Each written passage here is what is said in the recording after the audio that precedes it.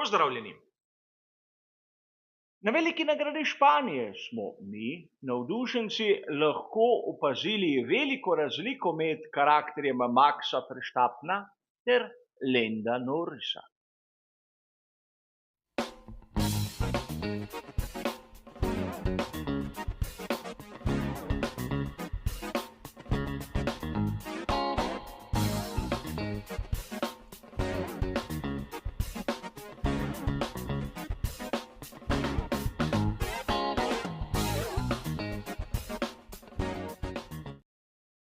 Razlika med enim in drugim voznikom je prišla na dan že na samem štartu oziroma na prvih metrih dirke. Lando Norris je skušal zapreti svojega nasprotnika in ga malce iztisniti tja na rob in tako je odprl vrata Georgeu Russellu, ki je prišel za nekaj metrov v vodstvo. Max Verstappen je najprej prehitel enega in takoj nato še drugega. Prišel je v vodstvo, ki ga do konca dirke skorajda ni več izpustil. In tu lahko vidimo, kakšen mentalni pristop ima en voznik in kakšnega ima drugi. Ne trdim, da je Lando Norris slab ali počasen. A verjetno mnogi izmed vas ste tudi opazili, da naprimer pri McLarenu bi morali malce spremeniti miselnost. Nekateri izmed vas ste tudi opozorili v raznih komentarjih, da manjka pri McLarenu tiste zmagovalne miselnosti, tistega zmagovalnega pristopa. A tu pridemo do rahlo zanimive situacije, kajti zmagovalna miselnost v ekipi nastane dobesedno po tem, ko začneš zmagovati. Logično je, da pri McLarenu se bojijo zapraviti priložnost, ker niso v takem položaju, da bi si lahko privoščili izgubo mesta na zmagovalnem odru. In to se pozna tudi pri Landu Norrisu, čeprav Lando je čisto drugačni karakter kot Max. Verjetno se še kdo spomni, da je Max Verstappen v mnogih mojih pripovedih deček, ki je imel izjemno težko otroštvo. Obstaja kar nekaj urbanih legend o tem, kako ga je njegov oče Jos fizično pa tudi psihično zlorabljal. Ampak da ne bomo ponavljali zgodb, ki so lahko celo izmišljene, dovolj je, da se ustavimo pri tisti pripovedi, ki jo je povedal sam Max. Namreč, ko sta se z očetom sporekla, ko je bil še v kartingu, ga je kot mladeniča, mlajšega najstnika, vrli Jos sredi Italije izvrgel iz avtomobila na bencinski pumpi na avtocesti. Situacija je bila taka, da ga je morala mati priti pojn iz držav Beneluxa. In to nam kaže, da je bil Max Verstappen že od majhnih nog vzgojen za zmagovalca. Ni bil kaznovan zato, če ni zmagal dirke. Kaznovan je bil takrat, ko ni bil dovolj agresiven, ko ni bil dovolj hiter, ne glede na svoje nasprotnike. In to vzgojo smo mi, navdušenci, lahko opazili na mnogih dirkah. Približuje se velika nagrada Avstrije. In verjetno še marsikdo izmed vas spomni, kaj se je zgodilo na progi v Spielbergu leta 2019. Tisto prehitevanje Maxa Verstappena nad Charlesom Leclercem je verjetno ostalo v spominu marsikaterega navdušenca, marsikaterega navijača. Ampak mnogokrat se pozablja, da Max na začetku tiste dirke na štartu je napravil napako in takoj namesto drugi bil 8. A prav v takih primerih, ko Maxu na primer štart ne uspe, skoči na plan tista njegova miselnost, tista njegova vzgoja, tista njegova borbenost. In na koncu, že prej omenjeno dirko, je seveda zmagal. Kaj pa Lando? Prvič, treba je povedati nekaj, kar marsikdo izmed nas navdušencev ne ve ali pa je spregledal. Lando Norris prihaja iz izjemno bogate družine. Če so moji podatki pravilni, je njegov oče med 100 najbogatejšimi Britanci. Če merimo samo po denarju, je Lance Stroll tisti, ki ni najbogatejši sin na samem štartnem razporedu. A to ni važno. Lando Norris je mnogokrat pokazal, da v določenih kritičnih fazah dirke enostavno ni dovolj divji, ni dovolj krvoločen, ni dovolj, dovolite mi izraz, nasilen. Kolikokrat smo videli, da v prvem ovinku, če si ga lepo iztisnil na rob, je popustil. A rad bi se vrnil malce nazaj, v obdobje preden je Lando Norris prišel sploh v Formulo 1.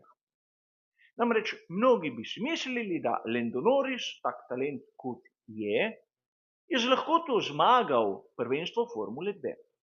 A ni res, tam je bil samo eno sezono in premagal ga je George Russell v sezoni 2018. In na koncu se je izkazalo, da tista sezona v Formuli 2 ni ponudila nekega tesnega dvoboja do zadnje dirke, zadnjega ovinka. Namreč George Russell je bil bistveno boljši in je dobesedno ponižal samega Landa Norrisa. In če se zdaj spomnimo štarta na sami veliki nagradi Španije v sezoni 2024, nam slika začenja postajati malce bolj jasno. In Lando Norris je mnogokrat dobesedno zapravil tisto priložnost, ki se mu je ponudila. Se kdo med vami spomni velike nagrade Rusije, one zadnje iz sezone 2021? Tiste, ko je deževalo, ko sta se Lewis Hamilton in Lando Norris borila za zmago na dirki. Lando Norris je imel najhitrejši krog, je bil najboljši na kvalifikacijah in na koncu končal kot 7. Ker pravzaprav je trmasto vztrajal pri svojem. Po drugi strani, Max Verstappen je tisto dirko začel kot 20. in na koncu jo je končal kot 2.